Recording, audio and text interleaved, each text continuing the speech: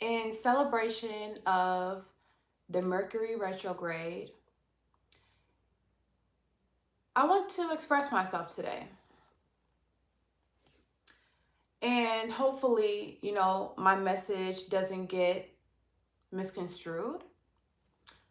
Hopefully, I'm speaking clear enough. So whoever needs to understand this can understand it loud and clear.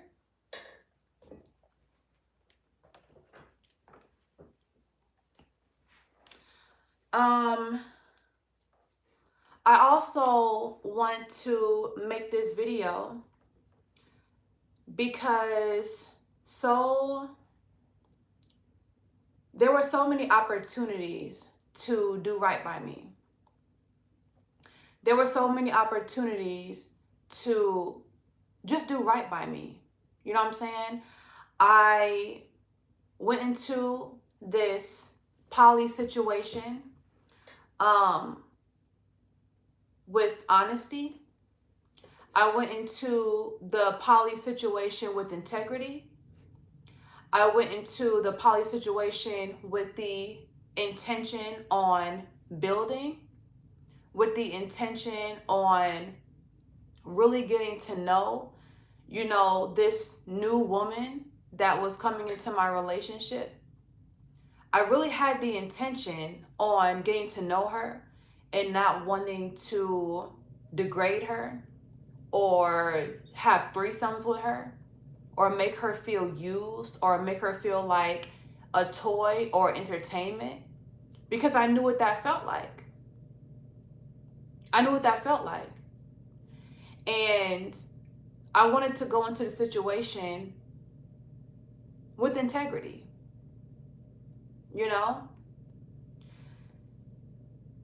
There was so much manipulation from the man, so much triangulation from the man.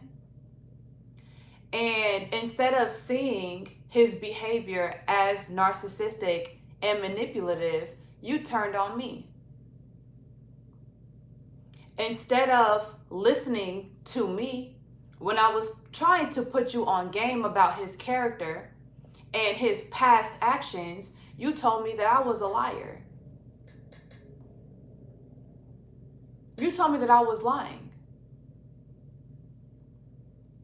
Right? There were so many times where these two narcissists tried to prevent me from speaking up and telling my side of the story. This mistress tried to threaten me by saying that she was going to sue me for defamation of character on behalf of a whole nother person that she's only known for a few months. Well, if you want to take me to court, sis, I'm ready with the proof. I'm ready with the proof. I'm ready when you are. Right? If you want to take me to court so bad, which I know you don't even have the funds for a defamation case, but since we're, entertaining the idea, I'm ready. You're going to get that man into a deeper hole than you thought you were. You think you're defending him? You're really getting him into a deeper hole. Because he's using you to spy on me. He's using you to collect information on me. He's using you to antagonize me online. So guess what? I'm going to open my big fat mouth whenever I want. I'm going to speak on my experience whenever I want. I'm going to tell my side of the story whenever I want and how many times I want. Why? Because no one can tell me how to heal. No one can tell me how to heal. No one can prevent me from speaking up and expressing my side of the story. You told me so many times that you were going to expose me. You told me so many times that you had screenshots to end my career. Oh, you forgot that I didn't have a boss? You can't cancel me. You forgot that I didn't have a boss? You forgot that I was the boss? And if you have these screenshots, right, to cancel me, if you have these screenshots to end my career, put them out, sis. Put them out. Where are these screenshots? Where are these screenshots? Let's hear it. I want you to express yourself. I want you to tell your truth. Why did you have such a big mouth behind closed doors, but now when it comes to putting everything to the light, now you're feminine and mature? Now you're better than that? Now you're too good? Well, since you've been throwing rocks and hiding your hand on your channel for almost 8 months, now I'm going to come at you directly, sis. Now I'm going to come at you directly. You should have followed the narcissist and said nothing. You should have did what he was doing and said nothing, but you chose to run that mouth. So here I am, exactly where you wanted me. Okay? Here I am, exactly where you wanted me. There were so many times where these two narcissists tried to fearmonger me out of not telling my side of the story. There were so many times, and it wasn't him directly. He was using her to do it, right? So she was like the middleman. There were so many times where they were trying to tell me that I was a liar, that what happened to me really didn't happen to me, right? That I was trying to use him for clout. What clout? I am clout. Use him for what clout? With what fan base does he have for me to use him for? Thank you, CJ. What fan base? What following? What influence? What fan base? What following? What influence? Use him for what clout? If anything, this just puts a damper on my brand, to be honest. But since I made a promise to myself that I'm going to be authentic to myself, and I'm going to post what I want to post, despite what people want me to post, and despite who people want me to be, I'm going to really be me. The only reason why I wasn't even consistent with my YouTube channel all these years is because I was trying to be professional and not really be me. But now I am. I am going to be me. And I'm not going to talk about this every day, but I'm going to talk about it when I want, and who's going to stop me? You tried to victim blame me. You tried to fearmonger me. You tried to do everything you could to get me to not tell my side of the story and expose you for the narcissist that you really are and him. He used you to antagonize me from your channel for 8 months. Now here I am. I wanted to do polygamy with this ex-narcissist because I actually fancied the idea of community. I actually fancied the idea of community. I actually liked it. My goal wasn't to fulfill sexual needs or have threesomes. That's why we never had one. I actually wanted to get to know a woman, an honorable woman. I actually wanted to get to know you for who you were. I actually wanted to exalt your talents and your gifts, and whatever you had exalted in your gifts or your talents or your personality that I didn't have. I was more than happy to exalt that and to celebrate that and nurture that. There wasn't one jealous bone in my body. There's not one jealous bone in my body. The fact that I even let this narcissist have another woman is beyond me. But The fact that I was even open to the idea just shows that I really was going into it with the right intentions. I found you through his page because I was looking for girls that seemed to be like-minded, right? I went in his page and was following girls that were following and interacting with poly type pages or poly type content, right? With the polyamorous hashtag. And you were one of the girls that I found. I like the way you look. I liked the way your page looked very spiritual. I liked how you were putting, divine knowledge on your page, how you were having healing rituals on your page, how you were doing yoga and things like that on your page. I liked how you presented yourself to be. I liked how you presented yourself to be.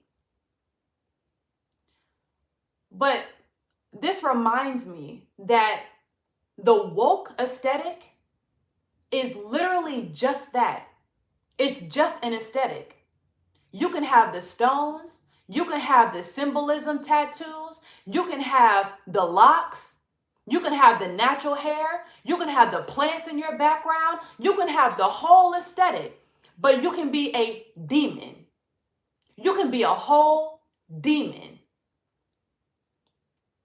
I thought you were this high vibrational, loving, feminine, healer.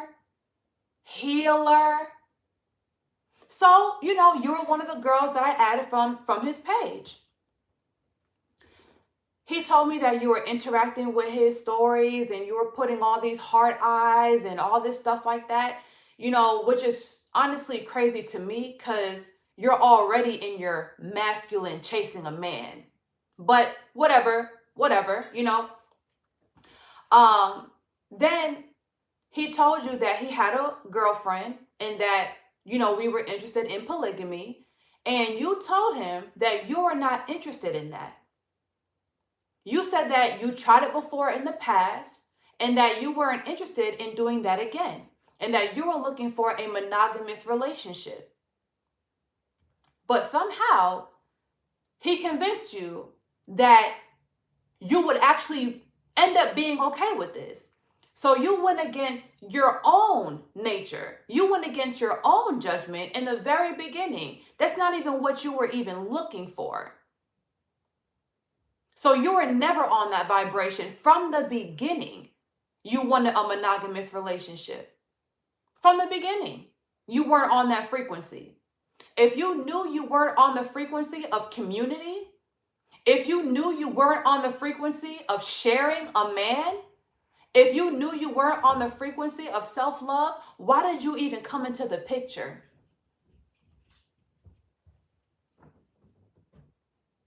Why did you even come into the picture? Well, because he was light-skinned? Because he had a nice smile? He had free-form locks? And that just wooed you? Understandable.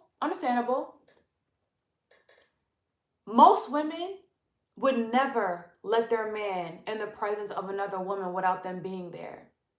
A lot of women would never allow a polyamorous relationship unless they're setting all the rules. But because I was on the frequency of freedom, real love, and abundance, I wasn't trying to control the situation. I wasn't ruling with an iron fist. I wasn't trying to monitor everything that y'all were doing or everything that was going on. I was so pro you that I told him I would rather you two get to know each other before she even meets me. I'd rather her get comfortable with you first before she meets me so she doesn't get overwhelmed. I suggested this. I told him I would rather her and you just go on, a few dates, get to know each other, build a rapport with each other. So she doesn't feel like it's two people coming at her with a lot of energy. I don't want her to feel like a toy. I don't want her to feel like entertainment for our relationship. I don't want her to feel like we're trying to use her for sex. And I knew that if there ever came a day where we cohabitated and we moved in together, I knew that the dating phase would never really come back for you and her. Or for her, you know what I'm saying? I knew that that dating phase would never come back. That honeymoon phase would never come back. So I'm like, you know what? I'm going to give her the chance. I'm going to give you the chance to get to know him and to have a fair dating phase with just you and him. Because I had a fair dating phase. I was in a relationship with this narcissist for 2 years. I had a fair dating phase. I wanted you to have that fair dating phase. I didn't want you to just go in immediately with 3 people or be in a relationship with two people that you didn't know. I wanted you to take your time with it. That's how much grace I had for you. That's how much love and consideration that I had for you. I didn't meet you for 3 months. 3 whole months. The first time he told me about his interaction with you, he told me that y'all had sex the first day y'all met. Who in the hell meets a guy on Instagram and has sex with him the first day y'all meet? From that moment, I realized, well, she seemed like, a spiritual girl.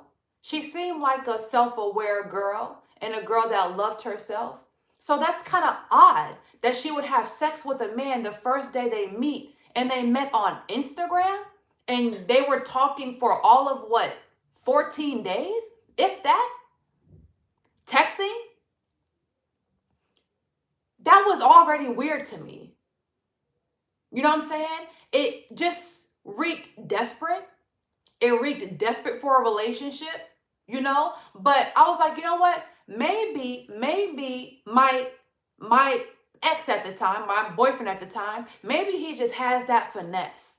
Maybe he just has that thing about him. Or maybe all of this is divine, right? Maybe it's just all divine. Maybe she's just seen a future with him and it just connected. Or maybe, I don't know, maybe, right?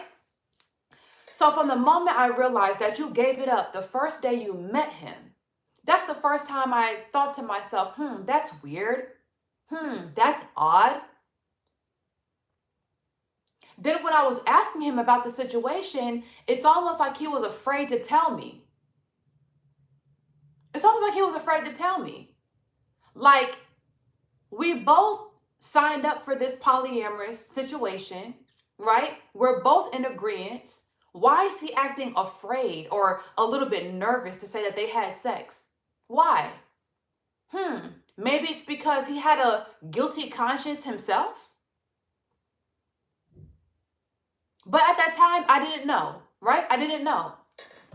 So as time went by, right? Those weekends where he would spend time with you and come back home for the week, I realized that he was only going to your house to hit. I realized that he was only going to your house on Saturdays, taking you out to eat, hitting, and then leaving on Sunday morning. So you know what I tried to do? I tried to literally make him spend more time with you. I tried to make him be a better man to you. And you know what I told him? I said, hey, how come you only go to her house every Saturday and you leave every Sunday? I'm like, how come you don't at least spend all day Sunday with her? I don't want her to feel like, she's just a booty call. Like, you treat her like she a booty call. At least spend Sundays with the girl, Like, you spend 5 days a week with me. I have more than enough of your time. At least spend Sundays with her. And you know what he told me? When I'm with her, I like being with her, but I always think about you. I like cuddling with her, but I like cuddling with you more because you have more ass and more hips. I like being around her and she cool and all, but every time I'm with her, I be missing you. And you know what I said? I mean, that's cool, but you don't have to compare us. You don't have to compare us because I'm already happy within myself. I'm already happy. Like, you don't have to make me think that, you're missing me even though you're with her. You don't have to. I know you miss me. Like, that's fine. We get that part. We get that part. But you don't have to try to down her or downplay the situation with her to make me feel better about myself. I've been happy. I've been happy. I've been confident. You don't have to convince me of that. Trust me, you don't. You know what else he told me? That he don't like being over your house for too long because your big sister be having her kids running around and your bathroom be dirty. Your bathroom be dirty. Once again, I'm thinking in my head, why is he talking cash shit about this girl? Like, if she's supposed to be my sister wife, right? Why is he trying to initiate shit talking about her? I don't feel comfortable talking about her. I could understand if she was just a fun girl. I could understand if she was just a threesome, right? That way, I don't even care what we say about her because we're never going to see her again. But we actually adopted her. We actually adopted her. And I let her in my relationship. So can we at least respect this girl? And I'm thinking in my head, why does he feel so comfortable talking about her? Why does he feel so comfortable talking about her when you're going over her house every single week and you've been going over her house for the last few weeks? So not only am I seeing a flaw in his character, I'm thinking in my head, well, there's no way that he's not talking smack about me with her. So you know what I say to him? I say, well, if you're so comfortable talking smack about her with me, what makes me think that you're not doing the same thing when you're with her? And in classic narcissist fashion, he goes off. In classic narcissist fashion, he says, well, I see that I can't joke with you anymore. Or you take everything so serious. I see I can't joke with you anymore. Clocked it. I said, okay. We'll see. And I warned him. I said, if the only way this is going to work is if we build trust between all three of us. The only way this is going to work is if you're totally honest about just the whole situation and you're not trying to triangulate us. Because if you're talking bad about me with her and attempting to talk bad about her with me, but I don't be having it, you're going to make me and the girl turn against each other. You're going to make me and the girl not like each other. And previously, he told me that he tried polyamory with 2 other girls before we met years ago, but the 2 girls ended up fighting. But you claim that everyone was in agreement and the girls knew about each other. If the girls knew about each other and everyone was in agreement, why did they fight? Why did they fight? Obviously, you were doing something disingenuous. Obviously, you were being the gossiper that you were, and you were triangulating the 2 girls against each other. If everyone was in agreement, why did they fight? Why did the 2 girls fight? And you know what he told me? Oh, they were just fighting over me. In classic narcissist fashion, they were fighting over you? Okay, cool, whatever. I wasn't there, so I can't dig into the situation the way I really want to. And I can't get the truth the way I really want to. But we'll see. So once again, I told him, if you're talking about her with me and me with her, you know this is not going to end right? You know that you're going to ruin the situation and you're going to destroy the situation. You know this, right? Oh, I never talk bad about you. I always speak highly of you. I never talk bad about you with her, blah, blah, blah, blah, blah. Okay, cool, cool. So it was about 3 months before I even met you. Because once again, I gave you room. I gave you space. I could have been the woman that was like, oh, hell no, I'm going to have to be there every moment. I could have been the woman that was like, oh, nah, y'all not going to go nowhere without me being there. I could have been that woman. There are a lot of women that are like that. A lot of women that are like that. But I wasn't like that because I wanted to give you guys room. I wanted to give you guys room. When he would go to your house on Saturday nights and smash and love bomb you, I would even send gifts with him to give to you. Intention oils, sage, things from my business that I felt like you would like. A pair of pants that I bought that I couldn't fit, that I felt like you could fit. Sent that off with him to you as well as a gift. Before I even met you, I was already giving you gifts before I even met you. I was doing more than making you feel welcomed in my relationship before I even met you. The first night we all hung out, all the three of us, the first night we hung out, we had a great time, right? We had a great time. We're drinking, we were partying, we was in Atlanta, we was having a great time.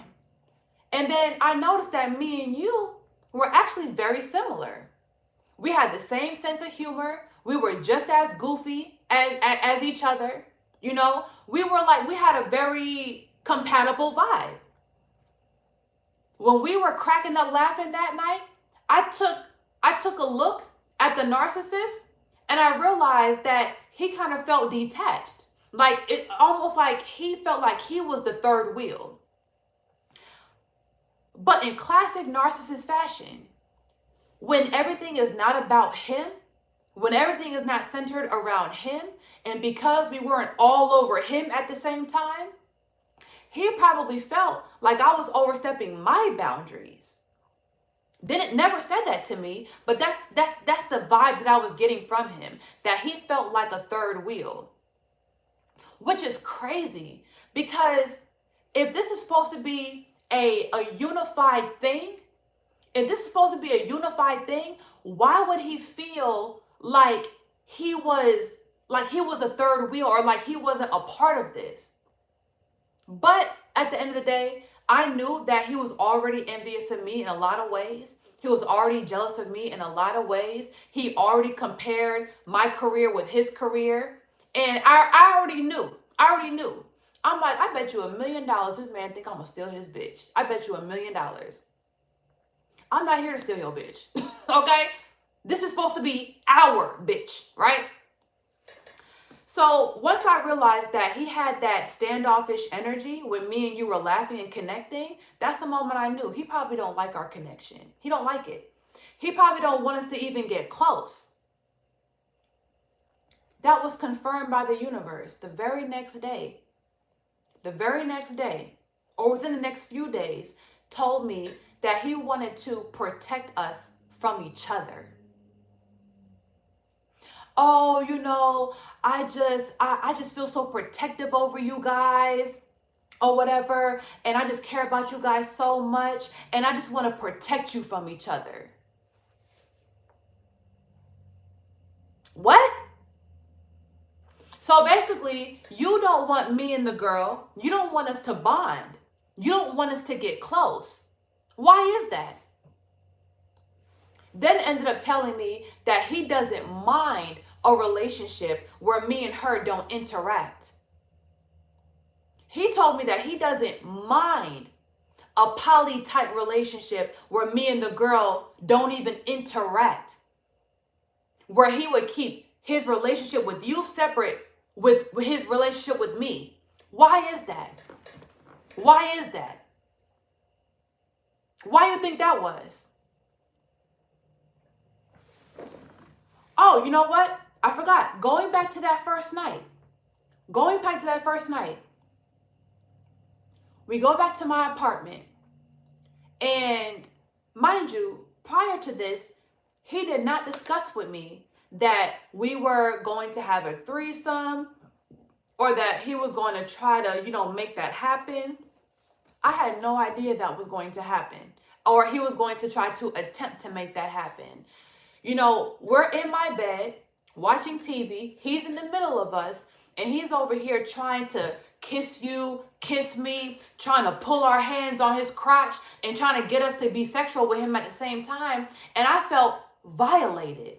I felt 100% violated because, number one, I don't even know this girl. I don't even know this girl. You've been talking to this girl for a few months. I haven't. I don't know this girl. I don't want to be all up in her crotch. I don't know where her crotch been. I don't want to be all up in that. I don't know where she been. I don't know this girl. So instead of me, being vocal about it, instead of me saying, I don't agree with this or being the party pooper, I turned around and I pretended like I was asleep. I had to pretend that I was asleep.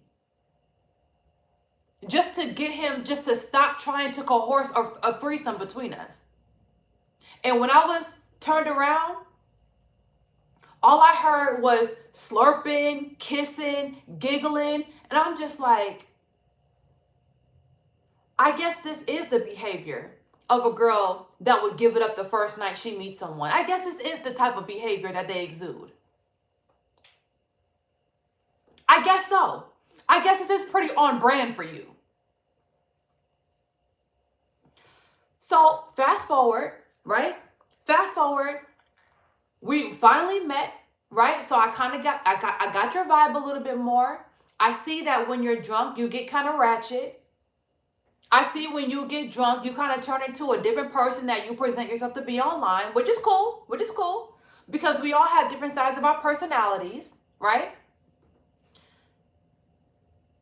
But one thing that stood out to me is when that ex-narc said, when she's around you, she acts real different. I've never seen her act like that before. Which was another thing that I knew made him uncomfortable. I knew that he was intimidated at the fact that she was really herself around me. Because, I wonder how you were acting around him before I came around. Feminine, domesticated, perfect, submissive. What is that? What was that mask that you had on, sis?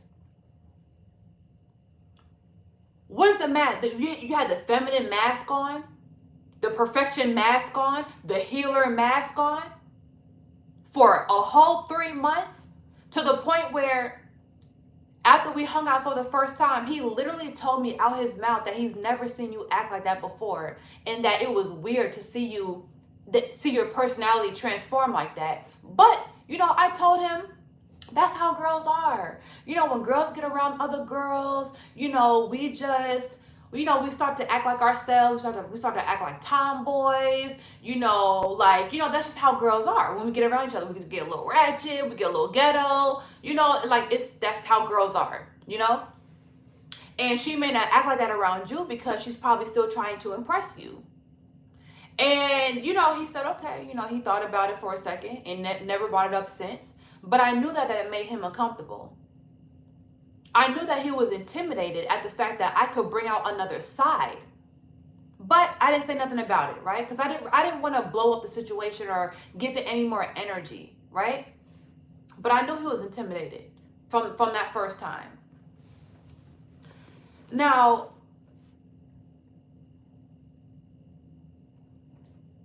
when I had all of us in the group chat, right? And no, you know what? Before that, this ex-narcissist, right, used to tell me I can't post TikToks. I can't dress even a little bit sexy online. He used to police everything that I posted and everything that I wore, right? I can't do this. I can't do that. So even though, I used to go back and forth with him on that sometimes, because I really didn't feel like I was exposing my body too much online. I really didn't feel like I was coming off as sleazy or hoish online. When men come to me, when men try to talk to me, they come correct. I don't get dick pics. Men are not in my DMs being disrespectful. Men are in my DMs offering gifts, offering dates, speaking to me respectfully. So the world isn't seeing me like this sleazy type of woman. So yes, I would have back and forth with him about that, because I just feel like I felt like he was overreacting about that, right? That was a problem in our relationship the entire duration of our relationship. One day, you post online naked, okay? You post yourself online naked, implied nudity, where you're turned around, no bra on, no nothing on, and you're playing with your hair in the camera. And I see that he puts a bunch of heart eyes under your post. And I ask him, oh, so we can post stuff like this now? We can post, I can post this type of stuff, like this type of content now? He goes, tries to gaslight me in classic narcissist fashion. Oh no, you're delusional, all this stuff, right? Instead of him actually taking accountability for what he did, knowing that not in a million years he would never let me post anything like that, I say, okay, say less. So I add all three of us to the group chat and I confront him.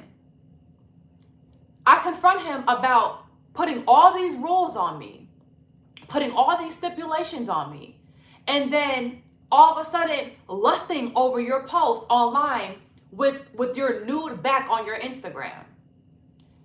Me and him are going back and forth in the group chat, right? And then you make it about you. You make it about you. You make it seem like I'm attacking you for your post. I was never attacking you for your post. I was showing you about the biases in our relationship. I was showing you the unfair treatment in our relationship. That's not jealousy. That's not envy. I was outing him. I was clocking his shit. Because instead of telling me, okay, I understand where you're coming from, whatever. Instead of him taking accountability, he called me delusional. So I said, okay, say less. So she's going to see the type of rules that you put on me in this relationship. And just because she doesn't have rules on her now, she's going to have rules on her later. If he even took you serious, right? Because a lot of times men don't take hoes serious.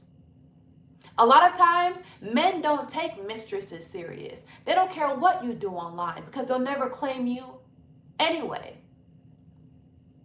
So that day, you tried to make it about you. You even cried. Oh, you're coming at me. You're making this about me. You're in competition with me. I was never in a competition with you. Instead of you seeing it as a me and him problem, which is what it actually was, you tried to make it seem like it was a me and you problem. Okay, cool. That's the moment I realized that you were a narcissist too. But okay, cool.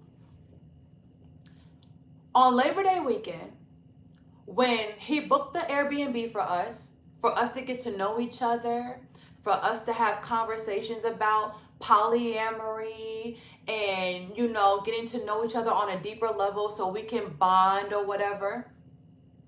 At first, we were having a good time. We had our little vegan pizza. We were taking our shots. We were smoking. We were asking each other questions. We were trying to bond as this new unit, right?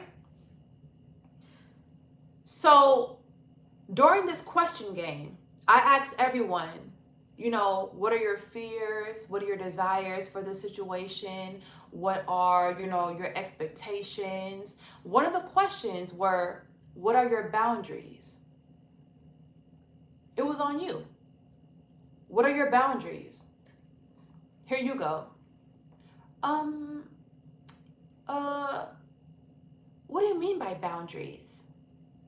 I'm like, you don't I'm thinking in my head, you don't know what boundaries are? And I'm like, okay, so let me rephrase it. What is something that you would never allow to happen to you in a relationship? Like, where do you draw the line? I don't know. I never thought about it. I'm gonna have to get back to you on that. That's the moment I realized this situation was beyond me. That's the moment I realized you were really his type. He loves dummies. He loves easy women. He loves women with no self-esteem. He loves women with no boundaries. He loves women that can't think for themselves. He loves that type of woman. I've even seen the women that he dealt with in the past, and they were just as airheaded as you. That's the moment I realized this is beyond me. There is no competing with this. This is beyond me. Right? I didn't say that out loud. I was thinking that in my head. He loves these type of dummies. He loves them. So, I'm over here thinking in my head, like, has this girl never been in a relationship? You don't know what a boundary is? You know what a boundary is? So I'm like, even though we're the same age, I'm 31, you're 31, even though we're the same age, we are clearly dimensions apart in experience, in maturity, in spirituality, in self-awareness. We are dimensions apart. I'm like, okay, cool. Whatever. I'm still not going to judge this girl because maybe she's just a little, whatever. That same night, he starts a random argument with me.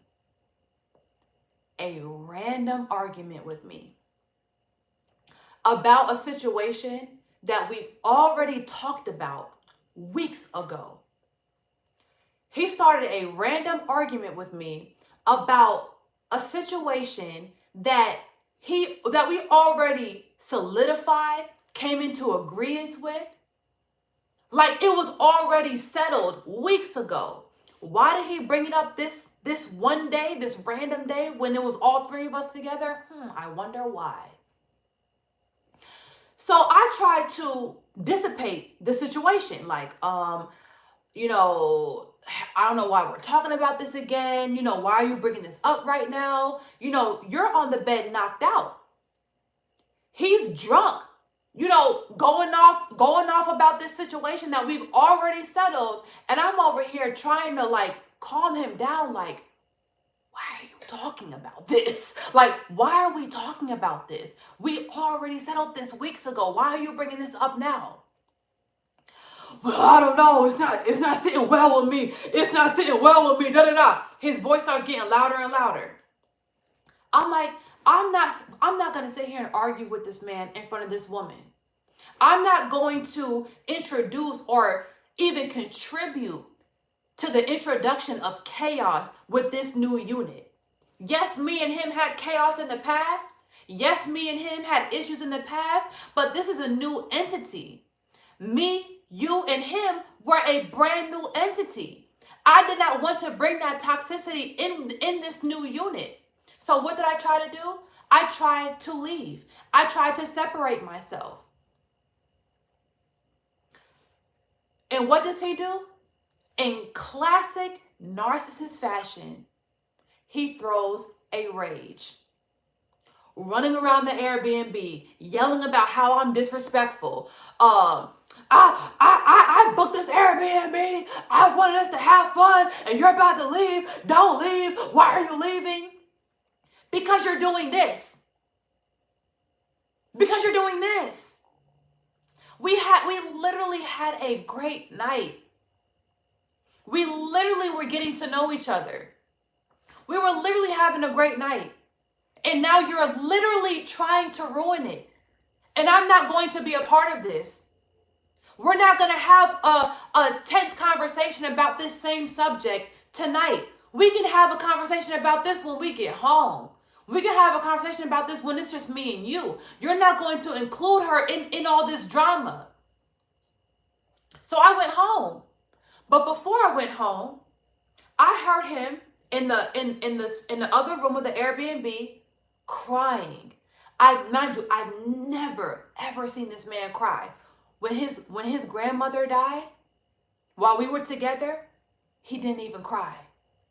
When his mom was going through a breakup with her boyfriend, this nigga didn't cry. I've never seen him cry. Now he chooses to cry about a situation that we settled 2 weeks ago. How odd. What an odd time to choose the first time you cry around me, simultaneously being the first time you cry around her. He's in the other room like, oh, see that. And here you go, rubbing his back, thinking that you're his savior, right? Thinking you're his savior.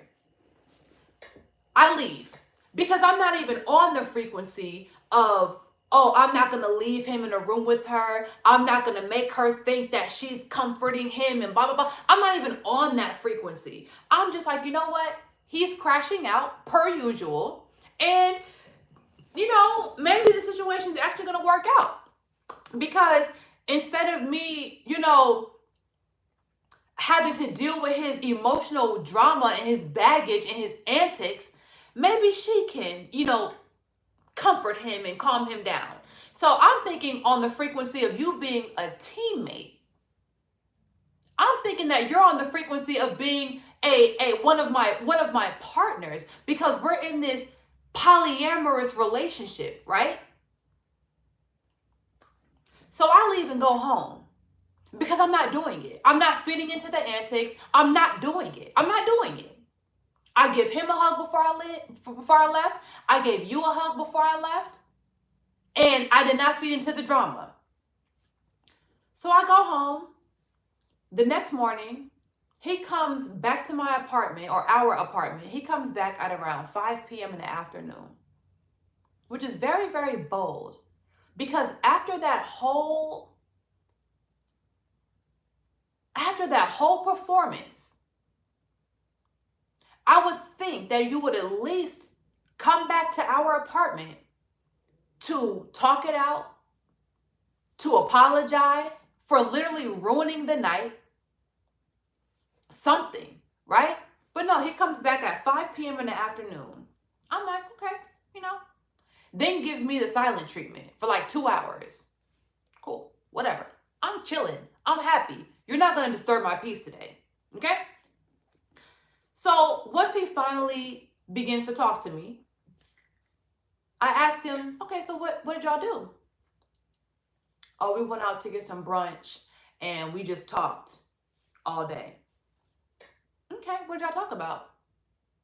Because me already knowing that he's trying to probably throw me under the bus, talk smack about me, lie about the situation, and try to make it seem like it was something that it wasn't. So I'm like, what did y'all talk about? Y'all talk about me? He goes, yeah, we talked about you a little bit, but not a lot though. I'm like, okay. I don't even go into detail about what the conversation was about, because I already knew what it was about. I already knew he was playing victim. I already knew that he was painting the situation to be something that it wasn't, trying to make me seem like this untrustworthy person, trying to make me seem like this cheater or this person that we couldn't trust, right? But in classic narcissist fashion, what they try to do is they try to create chaos and havoc in a situation so they can always have some type of control. In classic narcissist fashion, he wanted you to look at me like a bad person. He wanted you to look at me like an untrustworthy person so that me and you would not get close, so that you would already look at me like a bad guy and you can give this healing treatment to him. Like he needed healing, right? Or he needed like a sidekick in this situation. Yeah, he needed a sidekick to carry out his narcissistic agenda, right?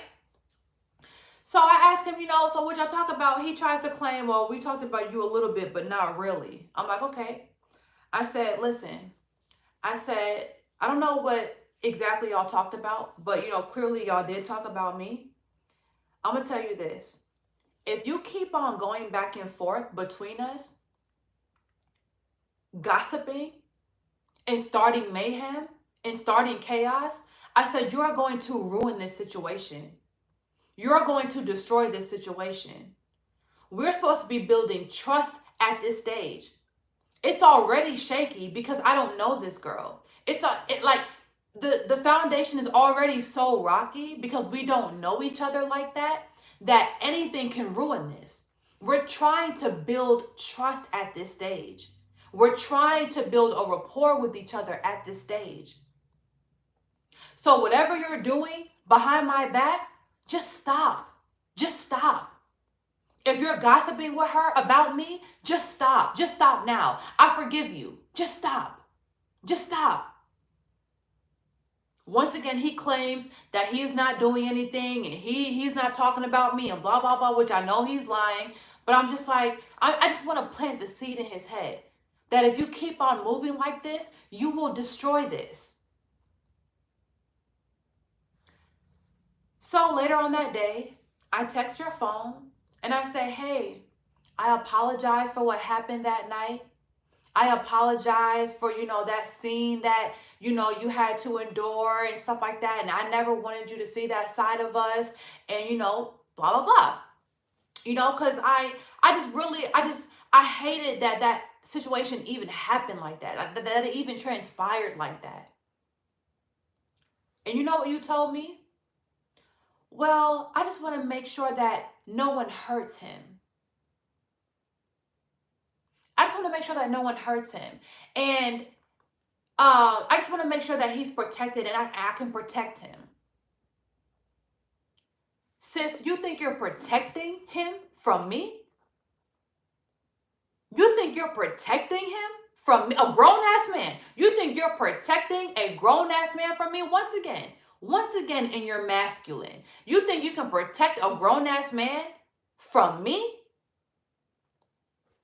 Okay, well, since y'all's conversation obviously was a bunch of him acting like the victim, I had to tell the truth. Well, this is not the first time that happened, sis. When he gets drunk, he goes on these narcissistic rampages.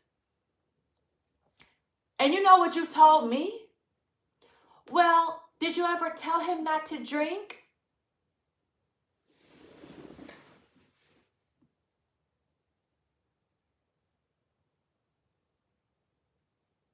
Are we being for real right now? Are we being so for real right now? Are we in the real world right now? Have I ever told him not to drink? Not only have I told him not to drink, but I actually stopped drinking to try to set a better example because being with him had me gaining weight, getting fat, breaking out, arguing with him back and forth. I had to stop drinking in that relationship. I had to force myself to stop drinking because he drinks for breakfast, lunch, and dinner. Did I ever tell him not to drink? Yeah, I did, sis. I did. Now what? So now he has you thinking that you're coming in, right? That you're coming in as the savior, as the healer, as you self-proclaim, even though you haven't healed a damn thing in your life, including yourself. So now you're making it seem like I'm his enemy, right? Like I'm his enemy. So I'm like, you know what? I don't trust this woman. I don't trust her. You already seen him start an argument with me. You already seen how that transpired. You already seen how I wasn't trying to go back and forth with him. And you have the nerve to make it seem like I was the antagonist and you're trying to protect him from me? And I'm not doing my job as a girlfriend because I haven't stopped him from being an alcoholic?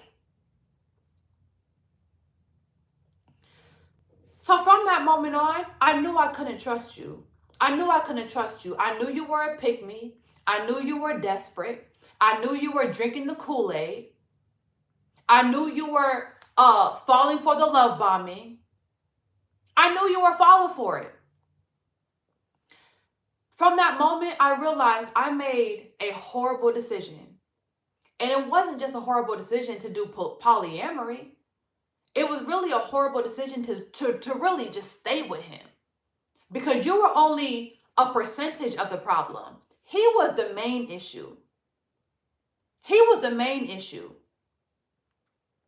Only reason why I'm addressing you in this video is because you should have did what he did and shut up. You should have did what he did and crawled back under the rock where y'all came from. But instead of saying nothing, instead of being neutral, instead of uninvolving yourself in the situation and not taking sides, you chose to take shots at me for 8 months. And probably even further after this situation. You chose to go against me. You chose to make me an enemy. You chose this. So yeah, I do have smoke for you, sis. I do have smoke for you.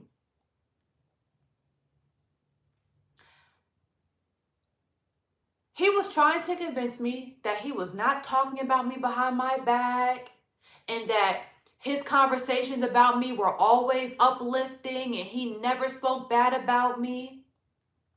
Okay, cool. Okay, I never believed him, but okay, cool. I'm gonna leave it at that. I'm not really a phone checker like that. Right? I've never checked a phone in a relationship my whole life.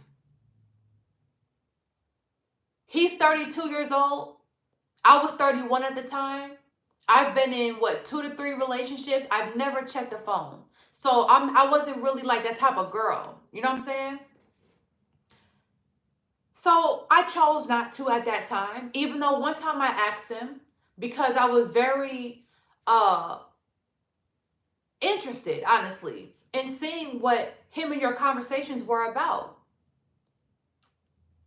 I wanted to see what he was doing behind my back.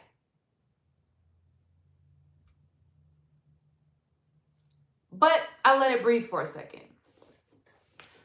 So one weekend, when he went over to your house to buy you food and smash, like he always did, I went out to a hole in the wall with my homegirl.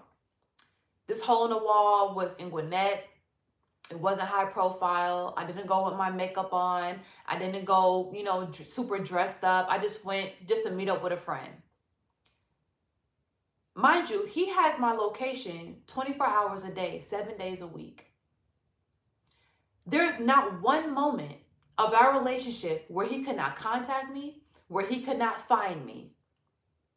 I did not turn off my phone. He could have contacted me any time of the night. He could see my location any time of the night. He even told me that sometimes when he's in the bed with you, he checks on my location just to see where I am, just to check up on me, right? So just like all the other times, he has my location. He went out with you to smash, and I went out with my homegirl. So the next morning, he comes home. I have the apartment smelling good. Everything is, everything looks good, smells good. I'm cooking breakfast. I look good. And I'm like, how'd it go last night? How is she? Did you tell her I said, hey? Did you give her my gift? Blah, blah, blah. He's like, it went good. It went good. And I'm like, yeah, I went out with my homegirl last night. We had a good time too. All of a sudden, he flips it on me. You went out last night? You didn't tell me you were going out last night? You don't ever go out. Trying to make it seem like I tried to hide the fact that I went out last night. I'm like, first of all, I don't even know why you're interrogating me like this. Because if I was untrustworthy, I wouldn't have even told you.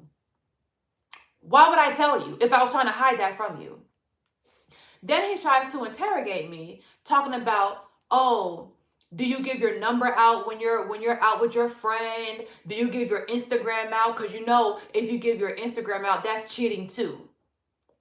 I'm like, first of all, I don't give my Instagram out. I didn't give my Instagram out that night. And I never give out my phone number. So I'm like, I don't even know why you're even bringing this up like this. Why are you even bringing this up? But because I know what projection is, and because I'm light years ahead of y'all mentally, I already knew what that was. I already knew that that was projection. He has no reason to think that I'm untrustworthy or to think that I'm trying to get male attention or I'm giving out my number. No reason. So I said, what are you doing with that girl? I asked him again, what are you doing with that girl? Are you what is your guilty conscience? Like, your guilty conscience is literally screaming right now. You're acting like you're cheating on me or something. Like, you're acting like a cheater. I'm like, are you insecure that you're possibly falling in love with this girl? Like, what is it? He's like, no, I'm not insecure about that, blah, blah, blah. And I'm like, well, if you feel insecure about loving her, if this is the case, if you feel insecure about loving her, I said you can lean into that. You can lean into that. I want you to love her. I want her to love you, because you're coming home causing chaos in our household as if you're guilty about cheating on me or something. So I'm like, listen, we can skip all that. Go ahead and fall in love, my boy. Fall in love. That doesn't bother me. It doesn't bother me. He claims it's not that, right? So I'm like, so what is it? So are you talking smack about me with her? And that's what you feel guilty about? And you feel bad that, about your actions? So you think that I might be doing the same thing behind your back? You think that I might be betraying you behind your back the way you're doing me? No, I told you I never talk bad about you. You keep bringing that up, blah, blah, blah. So I'm like, so why are you coming home antagonizing me? Why are you coming home harassing me? When you know we never had that issue before. Tries to cover it up still. So I ask him in that moment, I say, I want to know what you and this girl are talking about, because you're acting guilty as hell. I said, do you give me permission to go through your phone? And he says, yeah, you can go through my phone, but I'm just mad that you don't trust me. So I don't go through it at that time. I don't go through it in that moment. Just because he gave me permission, right? I'm like, well, whatever. Even though I still knew he was lying, but I was like, let me just let it go. Let me just let it go.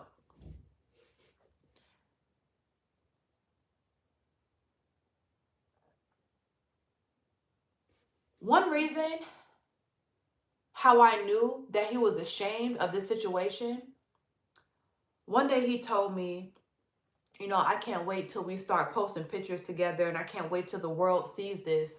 And he was like, I have a feeling that, the guys that we went to school with or my friends, are going to think that I tried to manipulate you guys into doing this with me. And he was like, I just can't wait till we start posting each other so the world can see that I didn't have to manipulate you guys. And I literally thought in my head, why would that be your biggest concern? Like, I'm literally thinking in my head, why would that be your biggest concern? Like, why would that even come to your mind? Like, I never even, that thought never even crossed my mind even once. That never crossed my mind even one time. I can't wait for us to post each other so people can know that I didn't manipulate you guys into doing this. Y'all, it's crazy. It's crazy how people project.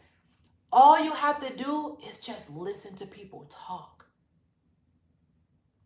All you have to do is just listen to people talk. And they will say all of their fears, everything that they feel guilty about, everything they fear, it will all come out in a casual conversation. All you have to do is let them talk. Right? So that was like the 50th red flag. I'm just like, okay, like, why the hell would you fear that? You know what I'm saying? But whatever. So, The day our relationship just went completely downhill, I was explaining to him how I would love to switch places with the mistress. I would love to switch places with you. You get the weekend dick. You get the mask, the fresh mask, right? You get the fresh masked personality. You get the fake version of him, right? I told him, you come home, you cause mayhem in our household, and then you go to her house, feed her, smash, and then come home and cause mayhem again. I'm like, let me switch places with her. Let her do all the cooking. Let her make your meals for work. Let her do your laundry. Let her clean up after you. Let her do the dirty work. Let her see what it's like to be me. Because you're making my position a living hell. You're making it extremely hard for me to be in this position right now. I already opened up my relationship to this.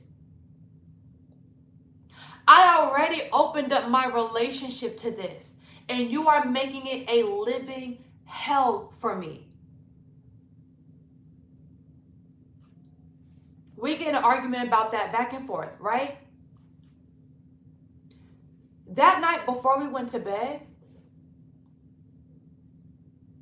we actually came to a conclusion because of me, because I'm always coming up with conclusions.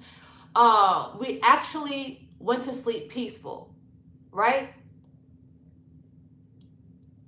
That morning I woke up, I had the strongest conviction to go through his phone. I woke up literally out my sleep with my chest tight. I knew this was spiritual. I knew it was beyond me. Because when I went to sleep the night before, I was like, you know what? I'm going to put everything behind me. We're going to restart. I know this is very uncomfortable for him. Maybe he feels like he's taking on too much. Maybe he just is crumbling under pressure. I was still giving him grace to completely fuck up in the beginning. I said, you know what?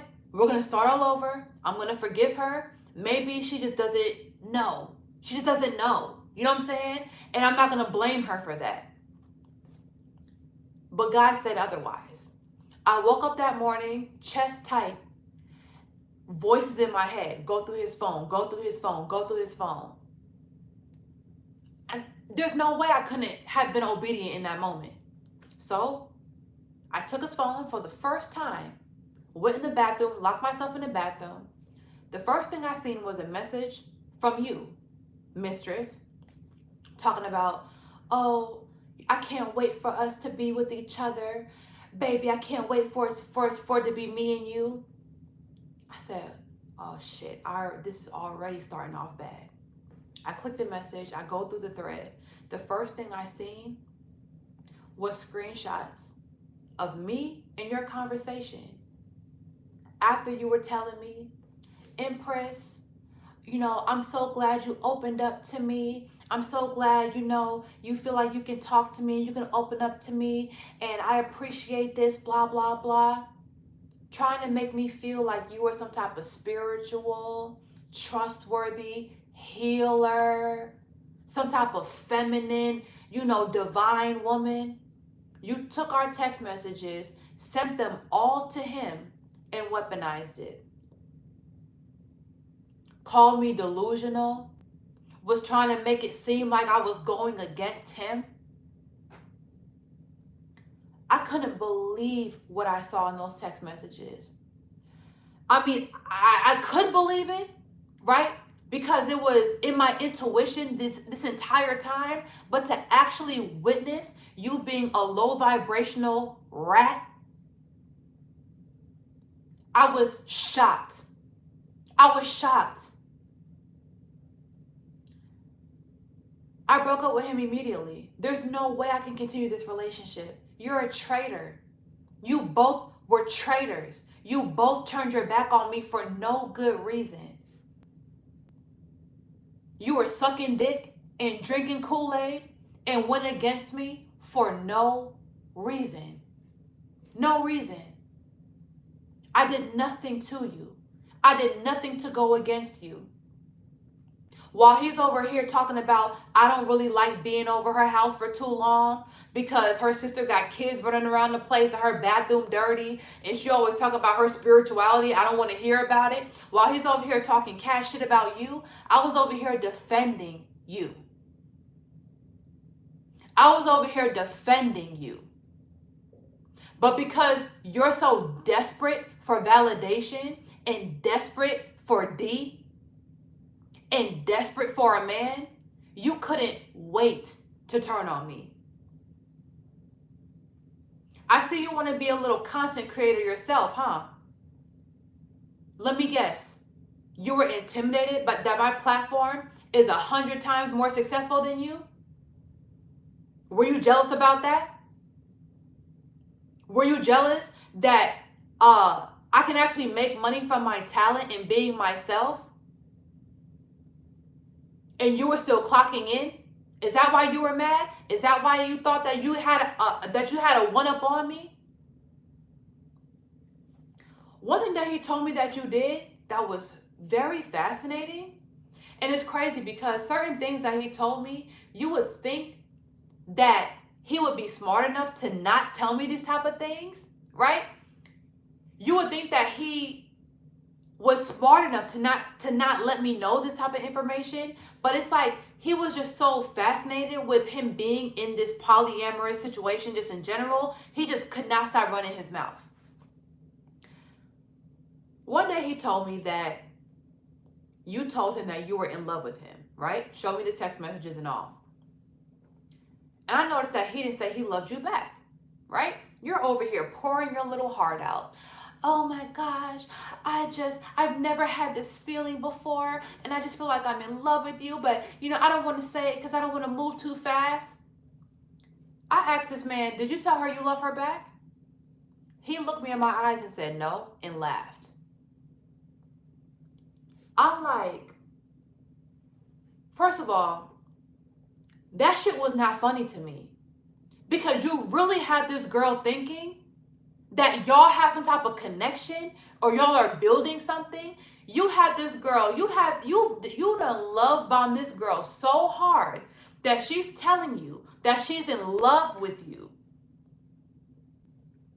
And you don't say it back and you're laughing about it. I'm like, why couldn't she just stay a fun girl? Why do you want me to be a part of this manipulation game with her? I don't want to hurt this girl. I don't want to use her. Clearly, she don't mind being used. Maybe she will like being a fun girl. Maybe she don't mind that. But you think that in order to keep her around, you have to love bomb her. You have to make her fall in love with you. You don't have to do that to keep her around.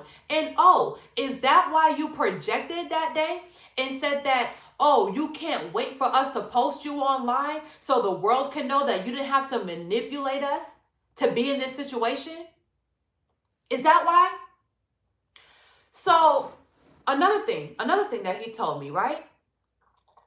After the Labor Day weekend at the Airbnb, when he threw that hissy fit, and he came home the next day at 5 p.m., he told me that when he was at your house, you put your hand on his chest and you started crying.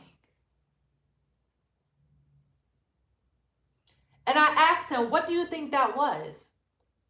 He's like, I don't know. I don't know why she started doing that. I was confused, but I didn't say nothing. So I went to my homegirl, my actual spiritual homegirl, my actual healer homegirl. And I asked her, what do you think that was? He told me that she put her hand on his chest and started crying. She said that was a love spell ritual. A love spell ritual. You tried to put a love spell on this man, you are literally the most low vibrational, desperate, self-hating witch I've ever came across in my entire. You are the most desperate witch I've ever seen in my whole life. You tried to put an emotional love spell on this man. You just wanted him to tell you that he loved you back, didn't you? You wanted him to claim you so bad, didn't you? You just wanted that energy reciprocated, didn't you? You needed that so bad. You signed up for a polyamorous relationship with a whole nother woman. You think I had to give you grace? You think I had to let you in? You think I had to let you guys get to know each other without me being there? You think I had to do that? You think you finessed your way in this? You think you finessed your way in this? No, sis. I allowed that to happen. I allowed that to happen. Now you're putting love spells on him?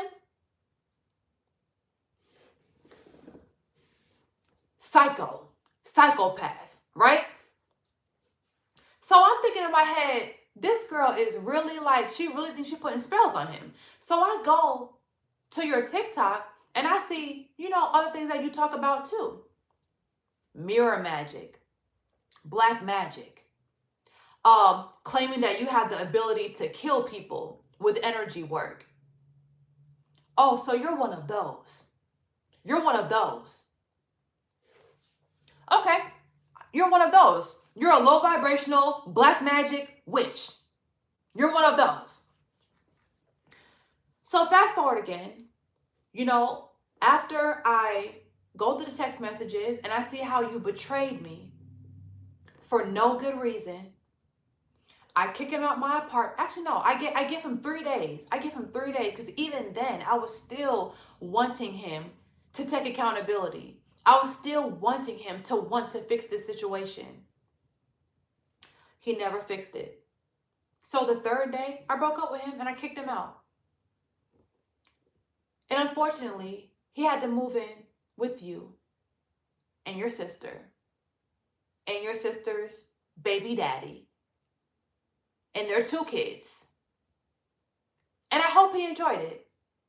I hope he enjoyed being claustrophobic with you. I hope he enjoyed being cramped up in your little apartment. And you know what you told me? You told me that he was paying all your bills, right? He's paying all my bills. He's a masculine man. I deserve this. And maybe you just couldn't handle him. Maybe I just couldn't handle him. You're right. You're right. Now you can handle the abuse. Now you can handle the narcissism and the gaslighting. Now you can handle all the arguments and the confrontation. You're right. I couldn't handle being abused, but I'm sure you can, mistress. I'm sure you're very used to that. Lying, talking about he pays all of my bills and he pays $2,400 a month and all you had to do was ask him for that. He's really a good guy. You know how I know you're lying? Because I know how much he made every week. And I know what he could afford. And I know that you lived with your sister and you split rent with your sister. So at most, he was only paying your half of the rent. But since you're a narcissist yourself, you tried to make it seem like he was doing more than he actually was.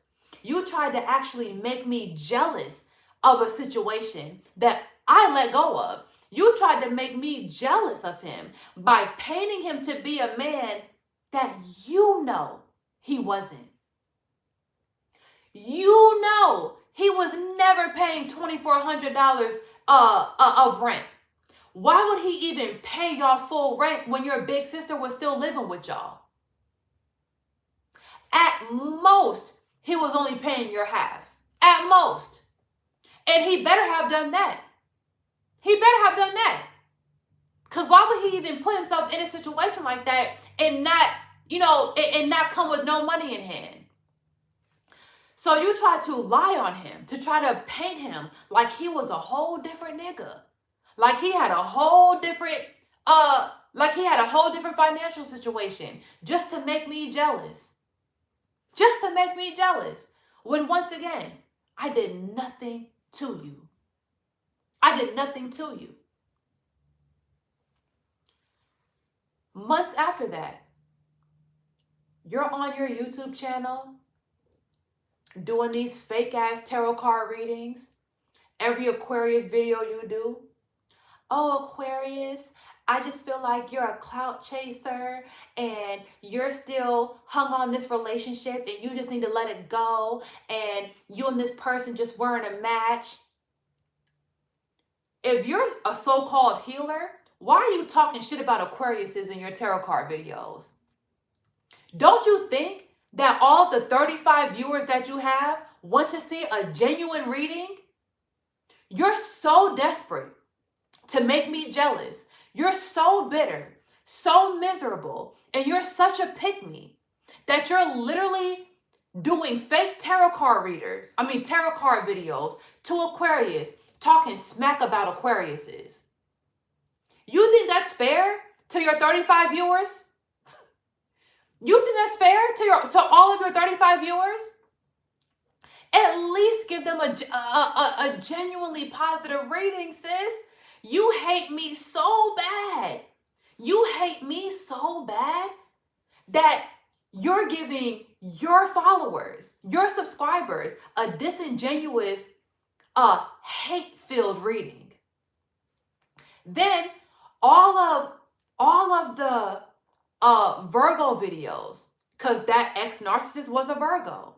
All of these videos, you're talking about, oh, Virgo, I just feel like, mind you, it doesn't matter what cards come out.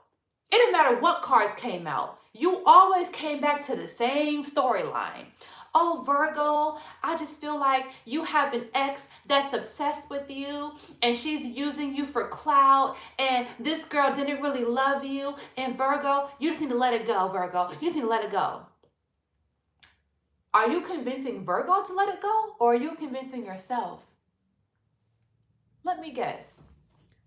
You and him are still talking about me? Is that why? You're trying to convince Virgo to let it go? You and him are talking about me? You and him are discussing me? You and him are gossiping about me? Have fun healing him from me, Miss Healer. Have fun. Have fun healing him from me. Is that why you hated me for a whole year straight? Because you had to heal him from me? Is that why you were stalking me and stalking my every move? So you can report back to him and try to let him know my whereabouts and where I live and what I'm talking about? You've been an easy breezy stalker for a year to report back to this narcissist. Is that why you're bitter about me? I didn't do nothing to you. All I did was break up with this fool. And you're mad at me? Aren't you happy that now you can be in a monogamous relationship? Aren't you happy that you can finally be the better woman? The one that could handle him? Right? So listen, the universe is so incredible. I swear, it's incredible. Women do not get the privilege to be in the space that I was in, right? Normally, when two people run off together, you never hear from them again. You know, the woman don't trust you. She ain't finna tell you shit, you know, whatever. She finna keep you out the relationship. But because we already had a rapport, me and the girl ended up talking again a few months later. After I kicked him out, after he was already, practicing his homosexual ways and now living with the mistress, right? So we ended up having a conversation, and guess what this girl tells me? I'm gonna tell you guys something. This is why you should never ever envy anyone's relationship. Not that I ever envied it, okay? Because I literally gave her my trash. But just in general, never ever look at someone's relationship and think that, what they're presenting online is what's really going on. It's not what's going on. Trust me. It's not what's going on. Especially if one or two of those people are trying to make someone else jealous. You can rest assured, you can guarantee that their relationship is nothing but a performance. Guess what this girl tells me? She asked me about his temperament, right? And I told her that he's always had anger issues and it gets worse when he drinks. And I told her the origin of how I felt like, his anger issues started from home, from his narcissistic mama and his brothers and stuff like that. She tells me, oh, well, I feel like he still deals with that. Oh, really? What happened to you healing him? What happened to you being the better woman for him? What happened to you being able to handle him? You mean to tell me he still has a temperament issue? Oh, tell me more. Then she says, I will never let him be polygamous because he hasn't earned it yet. Oh, I thought he was such a gentleman. I thought he was such a good masculine man. I thought he was paying all your bills. You mean to tell me a man that is so great, that is so masculine, that is so this and so that, and that pays all of your bills, over $2,000 worth of bills, you mean to tell me that he didn't earn being polygamous with you? I know why. So then she tells me, a part of me wishes y'all never broke up, but I can never say that. I wonder why. I wonder why. Because every weekend, when he was smashing you and going home, you only got the best of him. You only got the mask of him that seems like a gentleman. You only got the version of him that was love bombing you, that was future faking with you, that was promising you marriage and kids and a house and promising you all these things, right? You got the performance version of him. And you thought that was really him. You thought that was really him. But now that you're with him 24/7, now that he's up under your pillow every night, now that you're working to heal him from me and his breakup and his heartbreak, now that you're getting him in totality, now you're realizing what I was actually putting up with. Now that he's arguing with you now, instead of transferring his insecurities onto me, now you're actually seeing who he really is. I went to my dad and I asked my father, why do you think she said this? He said, well, she probably realized it was funner to be his mistress. She probably realized that it was funner being his weekend girl than his everything. Now she has to deal with everything. And this girl thinks, right? You think that your relationship is so solid that you can make jokes about your arguments online. You know you can't joke about that, sis. You know I'm gonna use it. Now you're online posting things like posting funny reels, talking about some when you and your partner get in an argument in the car and you looking all crazy in the reel. I'm like, wow, That situation sounds so familiar. Y'all arguing in the damn car. He's starting random arguments with you, right? He's trying you.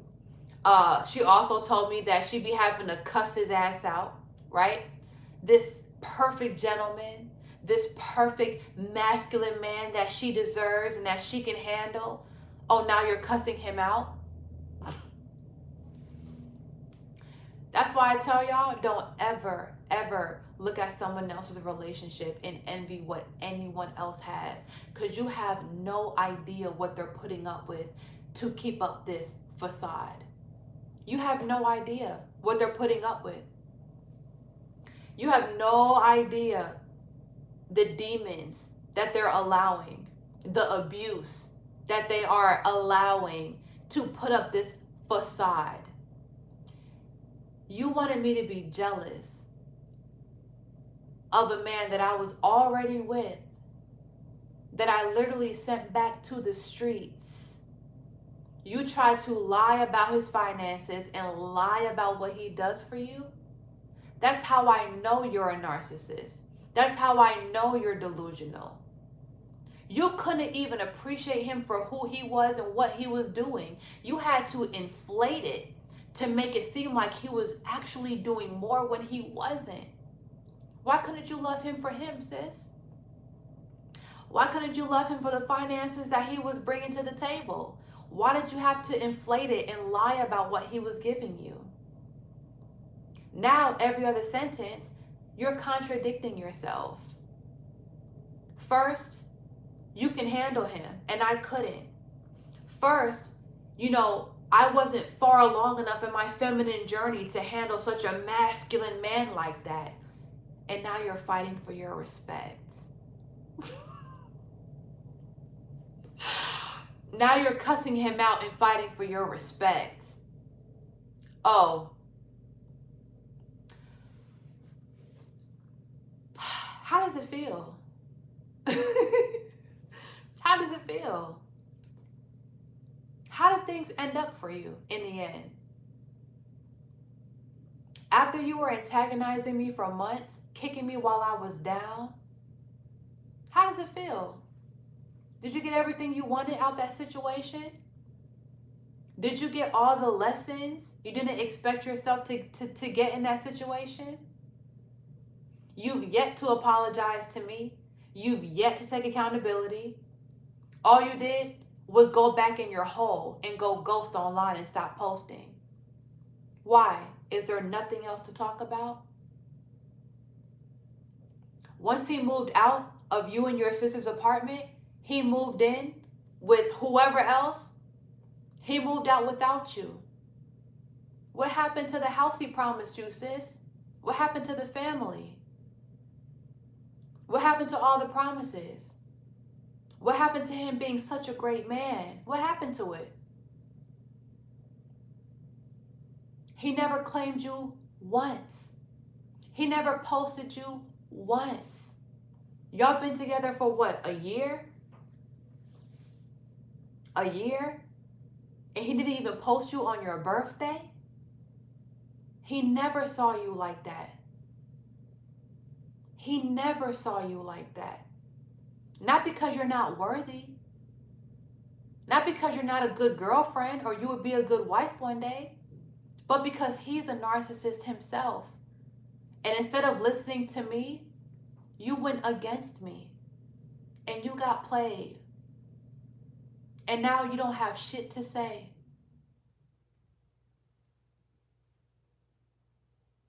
How does it feel? How does it feel now that everything has came full circle? How does it feel? Now that you're on your social media platforms talking about, oh, a narcissist this, narcissist that. Oh, you mean to tell me that you finally realized that he's a narcissist? How does it feel? How does it feel knowing that you are the better woman? And that you are far further along in your feminine journey enough to handle such a masculine man. And such an honorable man. And such an honest, gentle man. Was he gentle? 4 months after he started living with you? Was he gentle then? Was he gentle when you was cussing him out, fighting for your respect? Was he gentle when he was driving you insane?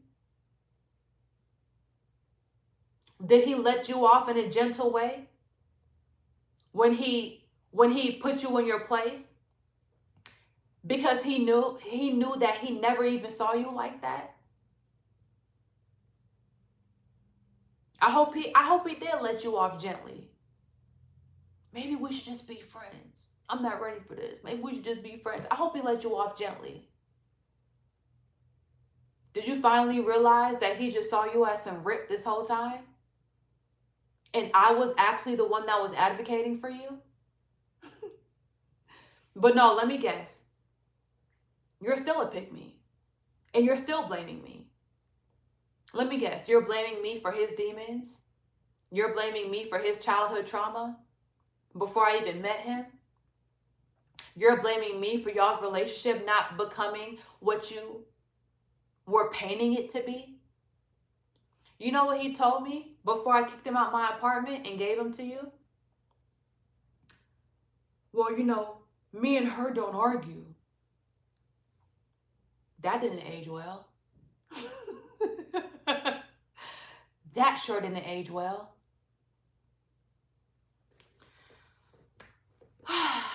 So, I want to go through these comments because I seen that y'all were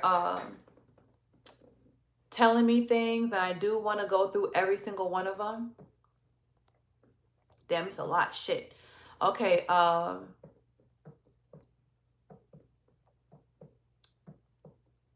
okay, y'all, it's too much. I can't even do it. I'm sorry, I can't do it too many. But, so, during that time where I was,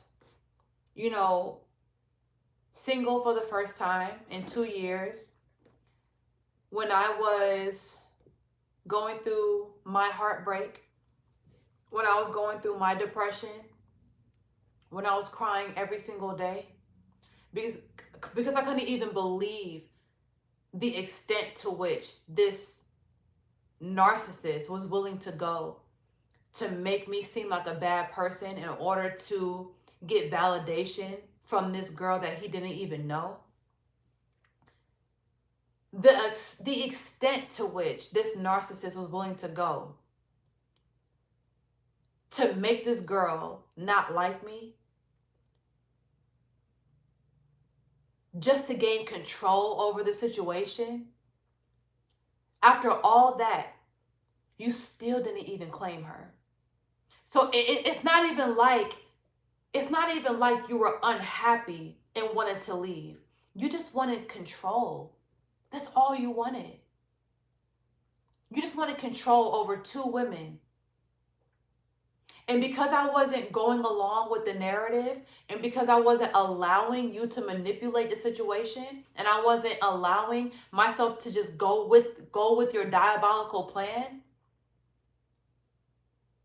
you chose to live with her sister's baby daddy, and their 2 kids, just so you wouldn't have to face me, the truth. You literally let go of a perfectly good relationship over pride and ego. And you thought that you were good because you had another woman, right?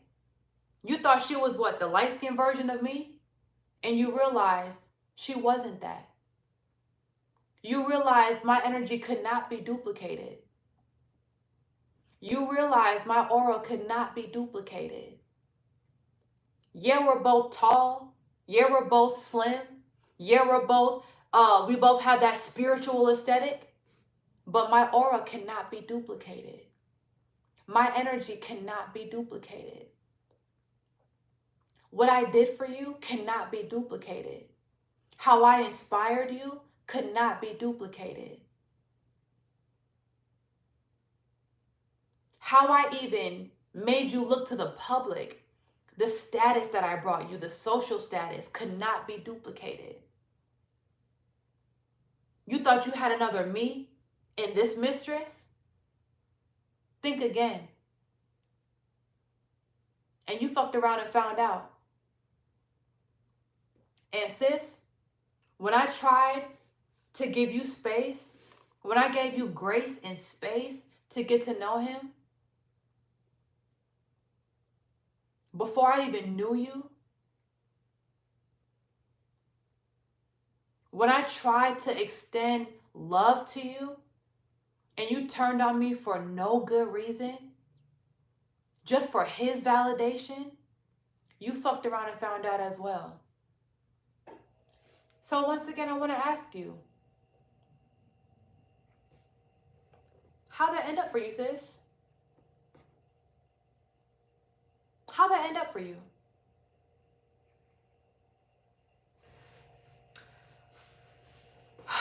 So once again, during that time, I was finding ways to express myself creatively, and I was, just finding ways to just create. When you're going through such a traumatic time in your life, and not only that, but your boyfriend of 2 years and someone that you've known since high school.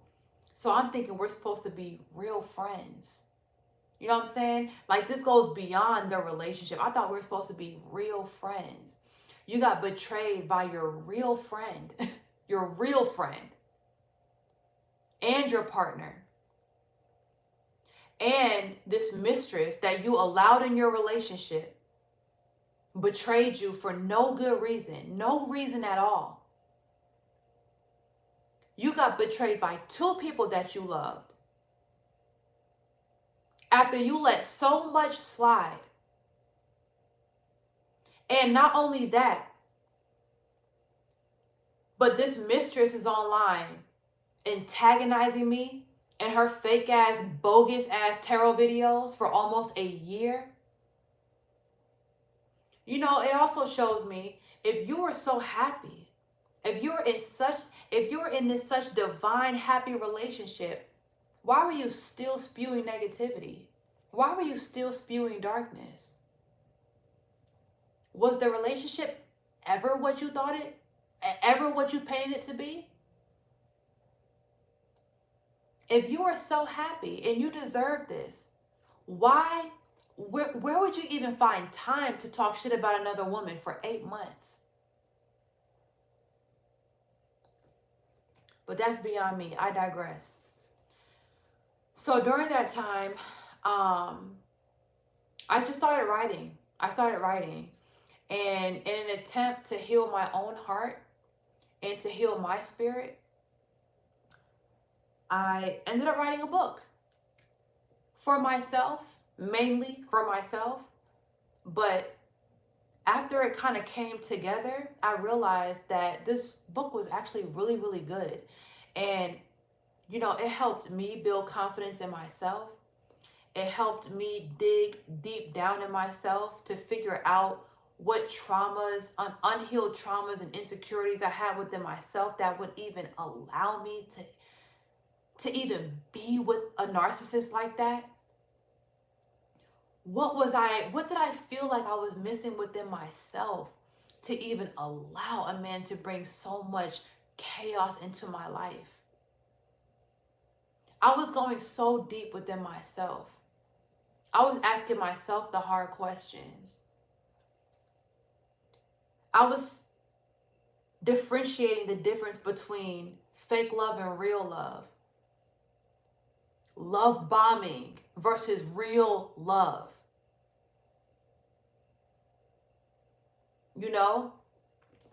And I was just getting to the elements of just everything that I was feeling, And when it was done, I proofread it multiple times. I read the book multiple times to make sure that it was right, that it could not only resonate with me, but it could resonate with other girls as well,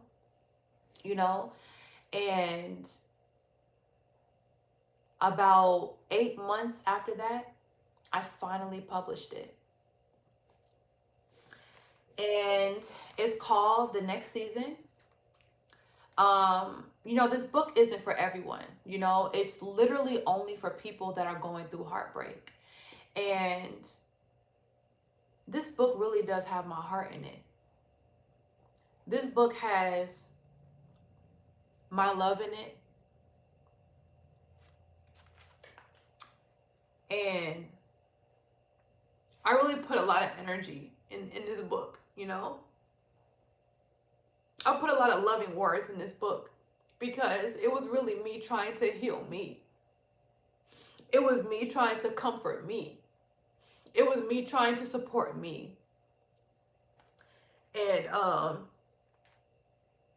just hope that, whoever has been betrayed, whoever has gone through a narcissistic, abusive relationship where you've been abused mentally, spiritually, emotionally, you've been abused physically, and you're just, you have, this newfound freedom, but you also don't even know what to do with it because you're so used to relying on that person for entertainment, for conversation, for validation. You're just so used to turning to someone for these feelings and this confidence. And I wrote this book so you can find your confidence within you, and you don't need any external validation or external sources. So I'm gonna just read the back real quick. The Next Season, the breakup book. The Next Season was created to assist you in healing after experience a painful breakup. Breakups are never easy.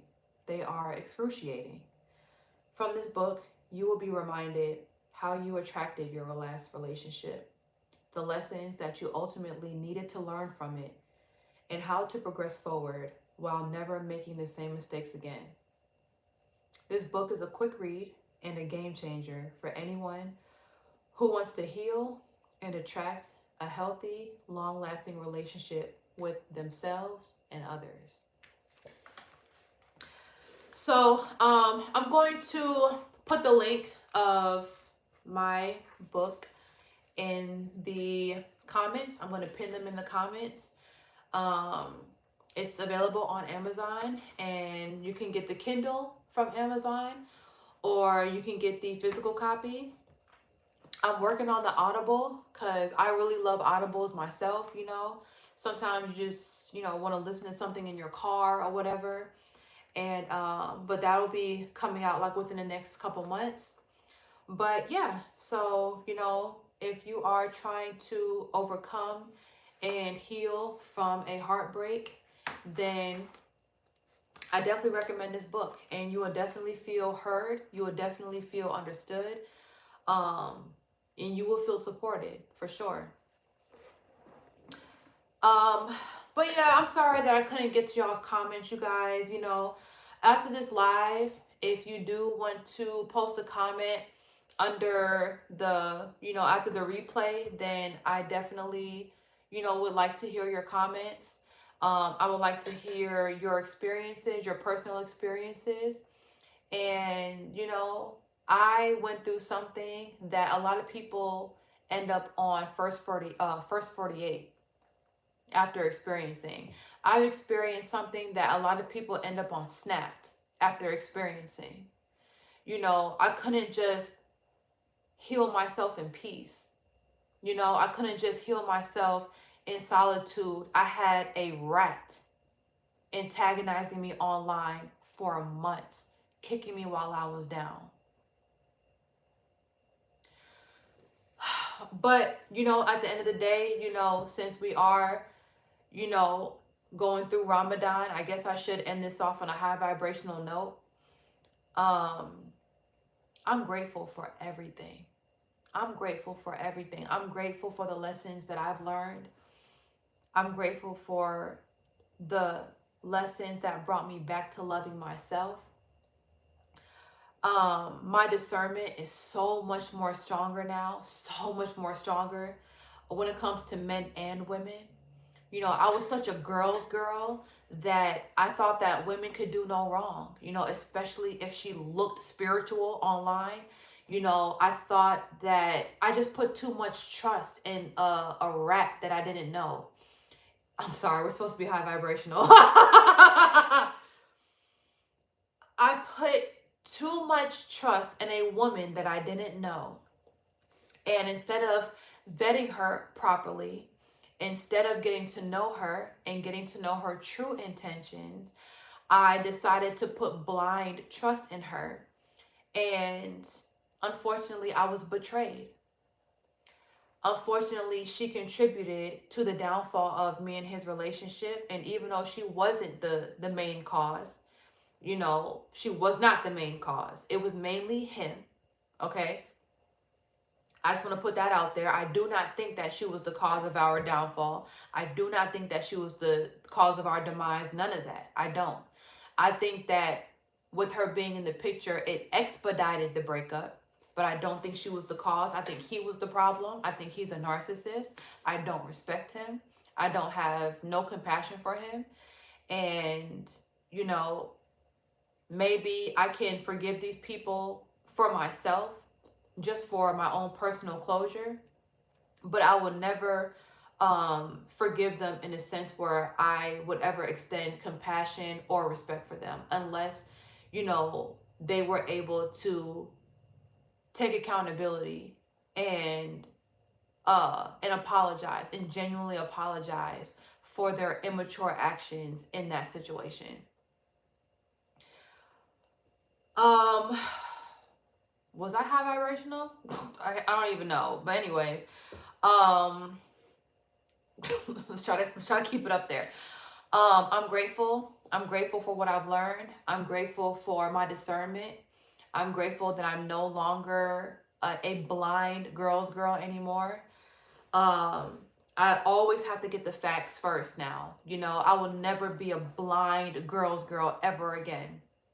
Now I will be a girl's girl and I'll always be a girl's girl in the sense where, you know, I will always put out information about, you know, building your business, building your fan base. I will always put out self-help information. I will always uplift women.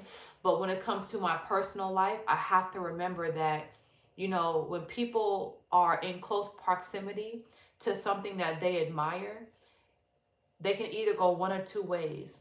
They can either uplift you and pour into you and appreciate you, or they can have envy towards you and jealousy towards you, and they'll try to take what you have, you know. So it just taught me, you know, it taught me a lot about women. It taught me how women can be desperate, how desperate women can be. It taught me how women can be in this crab in a barrel type mentality. You know, it taught me that just because you have a spiritual aesthetic doesn't mean that you actually are a good person. It taught me a lot of things, you know. It taught me a lot, and I'm grateful for those lessons, and I wouldn't take it back even if I had the power to. Even if I had even if I had the powers that God has, and I could take away this whole situation, and I could take away the hurt and the pain, and I could make it so I never felt any of this, I still wouldn't do it, because that's how much I appreciate the lessons, and that's how much I appreciate the sharpened discernment. So, you know, for my girls that has experienced narcissistic abuse, I just want you to know that I see you and I hear you. And just because you leave a relationship with no scars, no scratches, and no black eyes does not mean that you weren't abused. And I understand how manipulative narcissistic abuse can be. I understand the tiny nuances and the tiny, you know, I just understand how tiny it can be, and how something that was clearly manipulative in your eyes can look like ambiguous to someone else.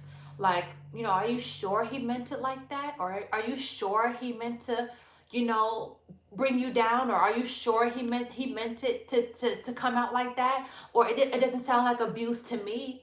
It sounds like he was trying to help you, or it sounded like he was trying to protect you, or whatever. When clearly to you it was abuse, but to other people, they don't know. They don't know, you know? And sometimes to women, they do know. Some women actually do know, but because their hearts have been hardened, and because no one showed them empathy and sympathy for their abuse, they refuse to have compassion for other women. So sometimes women are actually victims of abuse, but they still don't have compassion for other women, because in their eyes, it's like, well, nobody helped me. Nobody, nobody supported me.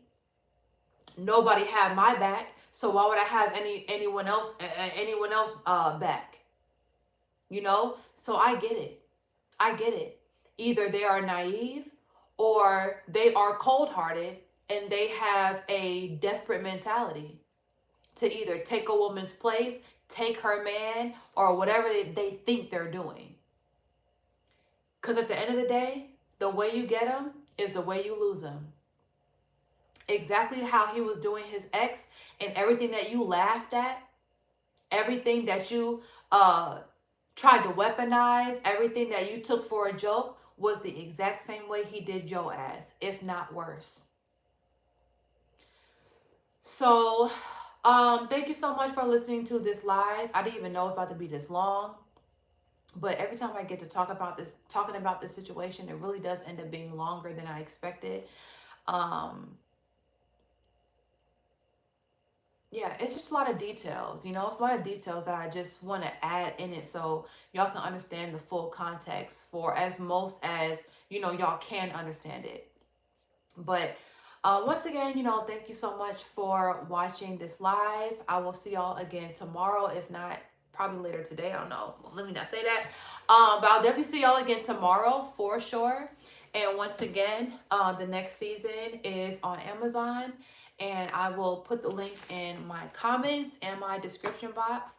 So if you just want to support the book, you can. I appreciate you.